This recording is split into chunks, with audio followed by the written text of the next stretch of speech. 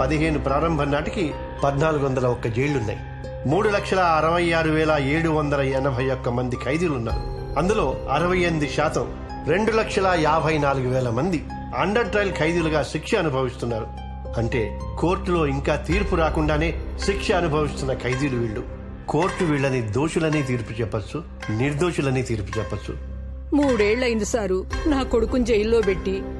తాగి ఎవన్నో చంపినాడని పోలీసులు పట్టుకుపోయినరు. అసలు వాడికి తాగుడే అలవాట్లేదయ్యా. అటువంటోడు ఒక మనిషిని ఎట్టు చంపుతాడు సారు?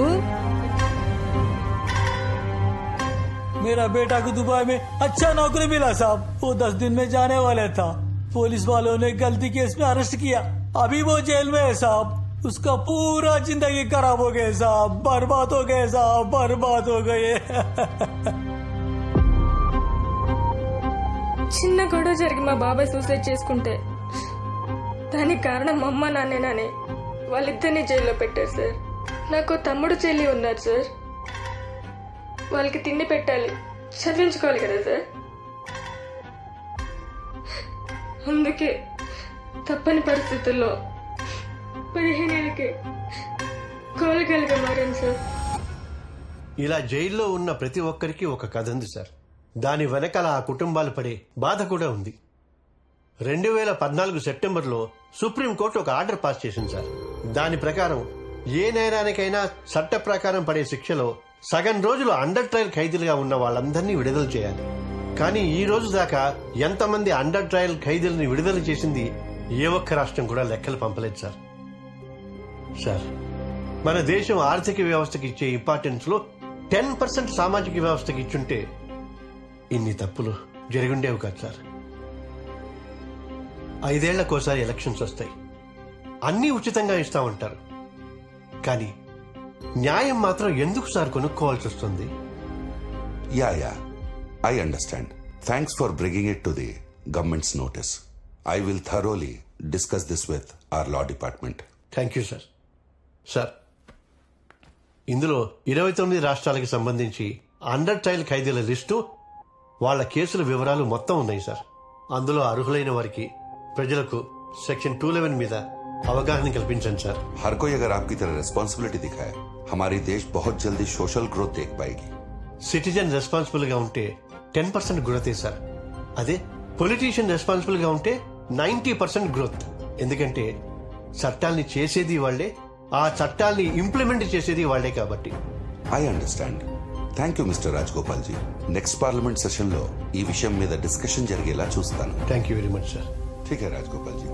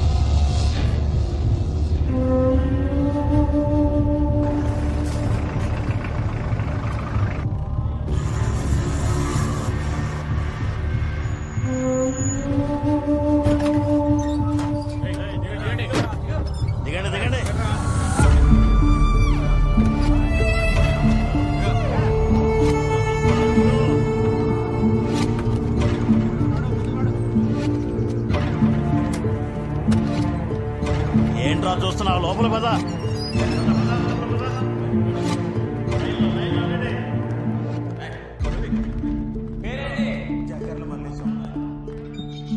ఏం చేసి జైలుకి వచ్చినావు? దొంగతనం సార్. నెక్స్ట్ ఇకరా. పేరేంది? సూర్యప్రకాష్. పూర్తి పేరేంది? బండి సూర్యప్రకాష్. బండి సూర్యప్రకాష్. ఏం చేసి జైలుకి వచ్చినావు నువ్వు? 14 days రిమాండ్ సార్. సరే, సైన్ చేయి.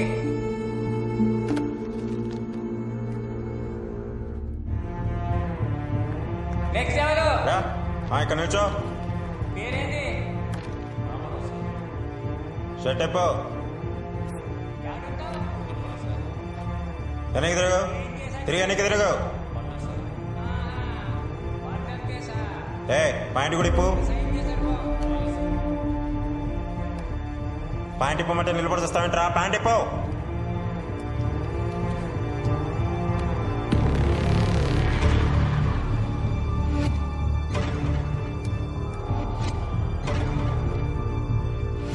డ్రైవర్ కూడా ఇప్పో. డ్రైవర్ కూడా ఇప్పమంటుండే.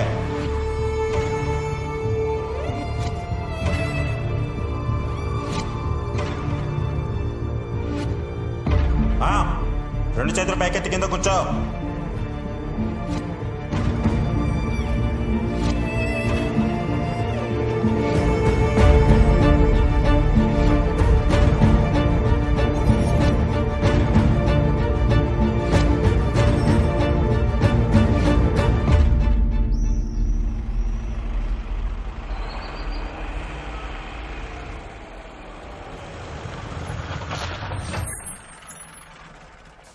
దిగండి దిగండి, తొందరగా దిగండి.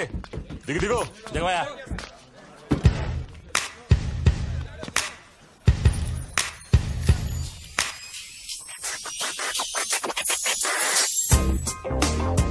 కాకా థ్యాంక్ యూ సో మచ్. పెట్టి కేసు కూడా ఇట్లా సంకెళ్ళేసి తీసుకొచ్చినావు కదా, క్యా బాత్ హే. ఇక చూడు, ఈ జేబులో ఫోన్ ఉన్నది, తీసి ఒక ఫోటో. ఫోటో దేనికిరా? దేనికా? సంకెళ్ళ నడుమ నలిగిపోతున్న సోషల్ మీడియా. ఇదే నా నెక్స్ట్ యూట్యూబ్ వీడియో. ఆర్టీవీలో వస్తుంది చూడు. కాకా నమస్తే. నమస్తే. మళ్ళీ వచ్చిరావు నువ్వు. ఈసారి ఏం పోస్టింగ్లు పెట్టి వచ్చిరావు? ఈసారి పైన పడుకుంటేనే కిక్ వస్తుందంటున్న పూజా ప్రీత్ అగర్వాల్. వామ్మో, గంత పెద్ద హీరోయిన్ మీద పోస్టింగ్లు ఎట్లా పెట్టావు నువ్వు? నువ్వు ఆమె మేనేజర్ లెక్క గలిజిగా రియాక్ట్ అవుతున్నావు కదా. ఇక చూడు, ఆ మీద మార్కెట్ లో కొత్త పార్పు అనుకున్నదంట. దాని మీద పడుకుంటే నాకు మంచిగా అనిపిస్తుంది అంట.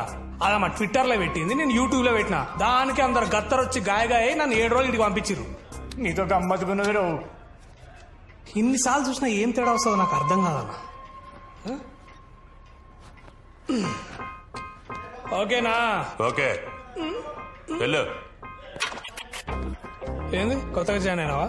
పెట్టి కేసిన వాళ్ళకి యూనిఫామ్ ఇయ్యరు. వానికి 2 ఏళ్ళు శిక్ష పడ్డది. పొద్దుగా 7 వస్తారా? మీరట వెళ్ళి తొందర కానే ఉండే.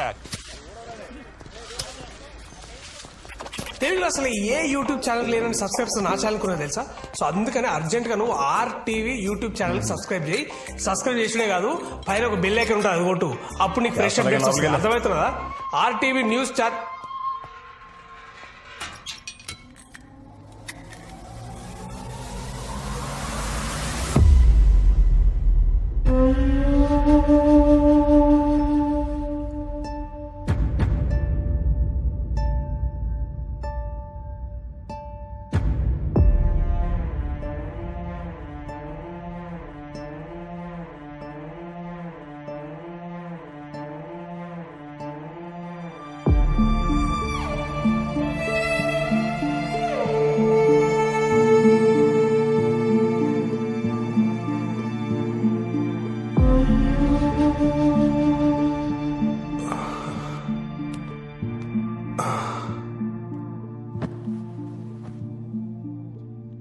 హే బ్రో, హాయ్.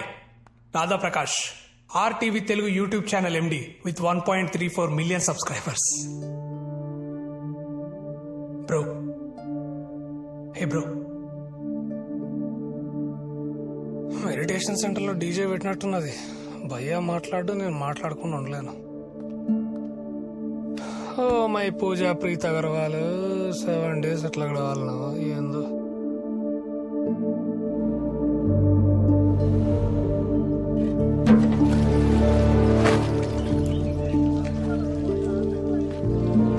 ఏ బ్రో, అట్లారేస్తుర్రా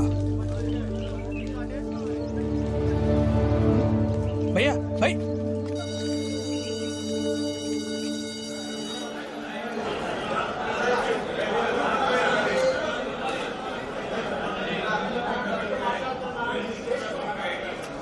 ఏంద్రా గీ లొల్లి, గింతగానం సౌండ్ పొల్యూషనా? నేనే డీజే అనంటే నాకంటే ఒక్కొక్కడు తురుముఖాన్లు ఉన్నారు ఇక్కడ.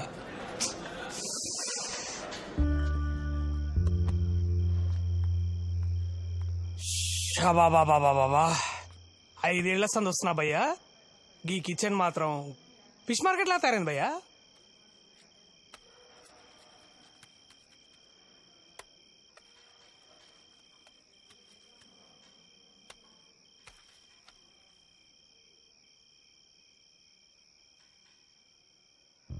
అమ్మా నాన్న భయ్య 25 ఏళ్ళు నాకు అన్నం పెట్టిర్రు. నేను కరెక్ట్గా వాళ్ళకి అన్నం పెట్టే టైంకి నన్ను వదిలేసి వెళ్ళిపోయారు. నన్ను వాళ్ళ భుజాల మీద ఎత్తుకొని మోసిన వాళ్ళు తొందరగా నా భుజాల మీద మోస్తాని నేను ఎప్పుడు అనుకోలే. అందుకే తినే ప్రతిసారి 2 ముద్దలు పక్కకు పెట్టుకుంటా. ఏదో నాతో ఉన్నారని ఒక ఫీలింగ్ అంతే.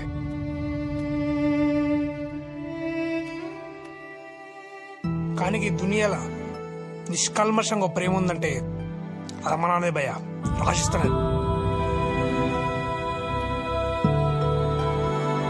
భయ్యా. భయ్యా అరే భయ్యా, అరే అట్లా పడేసి భయ్య వాళ్ళు తప్పు మాట్లాడినా నేను.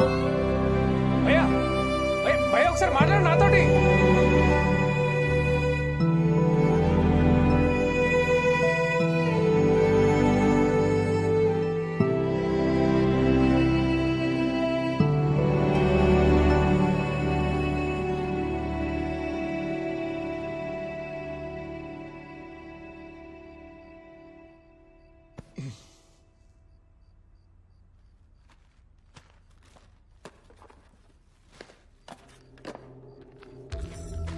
రమా, బాబు పడుకున్నాడా? అవునండి. లిస్ట్లో సరుకులన్నీ తెచ్చారు, మేము అందుబాటులో తెచ్చుకోలేదేంటండి? ఇక నుండి మందు సిగరెట్ మానేస్తున్నాను. బాబుని కాన్వెంట్లో వేశాం కదా, ఆ డబ్బులు వాడి అవసరాలకు వాడు. నిజమేనండి. అయితే నాకు కూడా ఈ Fair and Lovely Pond's powder ఇవన్నీ కొనకండి. నానా, ఈ ఒక్క ముద్ద తిని సైకిల్ తొక్కురా. నాకు వద్దమ్మా. ఏమండి మీరేనా చెప్పండి. రే నాన్న, అమ్మ చెప్తుంది కదరా, వచ్చి తినేళ్ళు. నాకు వద్దు. రా నాన్నా. జాగ్రత్త చెప్పు. అలాగే నాన్న. జాగ్రత్త, పడిపోతావు. పడిపోతావురా నాన్నా. నాన్న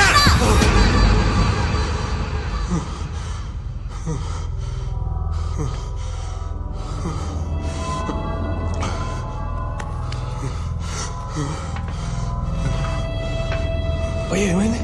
ఇవాళ ఇలాగరే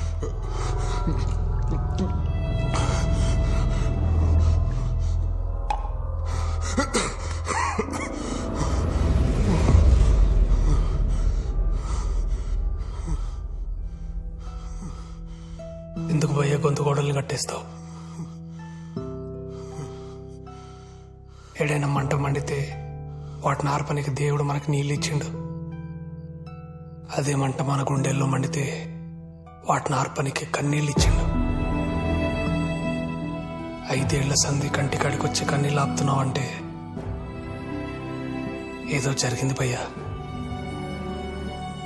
ఏం జరిగింది భయ్యా?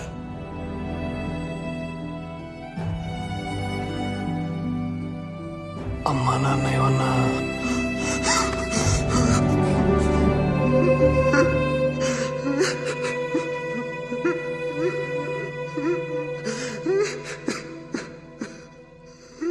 నేను ఒక సాఫ్ట్వేర్ ఎంప్లాయీని భయ్యా.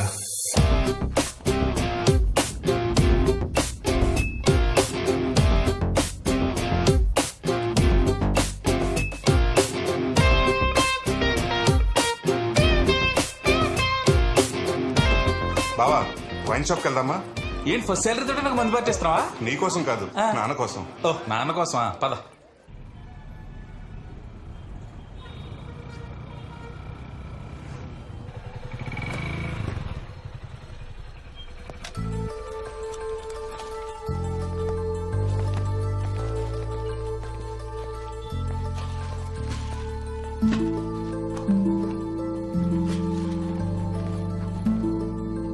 అమ్మా, ఇక్కడే ఉన్నానురా.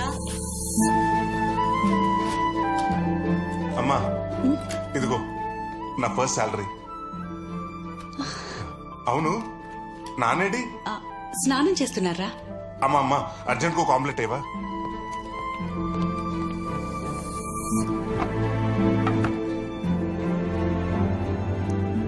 అమ్మా ఇంకెంతసేపు అమ్మా? అయిపోయింది, వేసేస్తున్నా. నాకివ్వమ్మా, నేను వేస్తాను. ఇటివ్వు.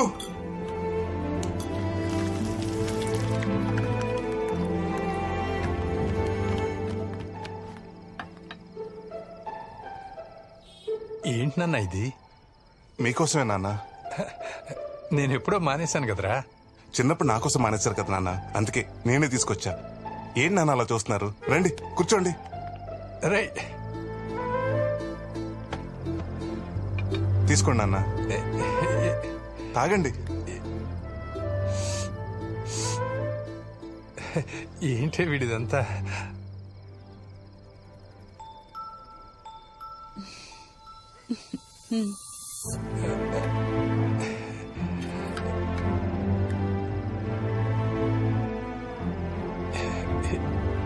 ఎందుకురా ఇవన్నీ? పర్లేదు, తాగండి నాన్న, హ్యాపీగా తాగండి.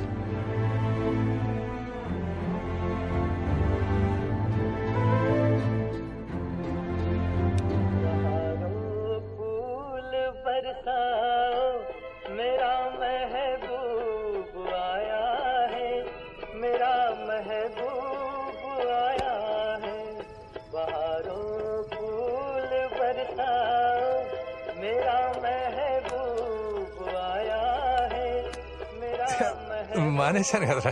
ఏం కాదులే, తీసుకోండి. చిన్నప్పుడు ఆ కిటికీలను చూసేవాడు నాన్న. మీరు సిగరెట్ తాగుతూ రింగులు వదులుతుంటే హీరోలా ఉండేవారు.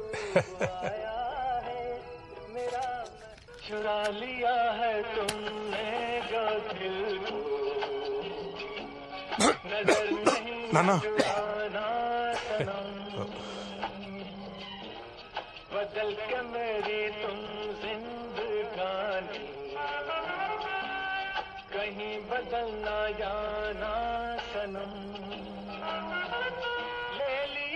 నాన్న, ఏంటి నాన్న? ఇంక చాలరా, భోంచేసేద్దాం.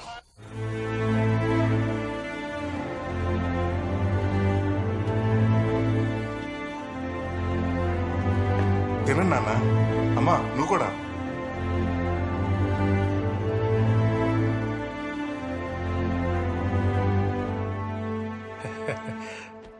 ఏయ్, నీ కొడుకు నీకేం తెచ్చాడు?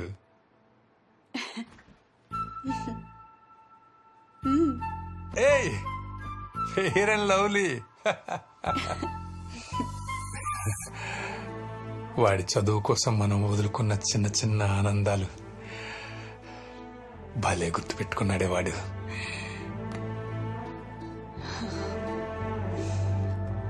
ఇంట్లో కాస్తో కూస్తో బంగారం ఉండాలంటారు, కానీ బంగారం లాంటి కొడుకునిచ్చేవయ్యా.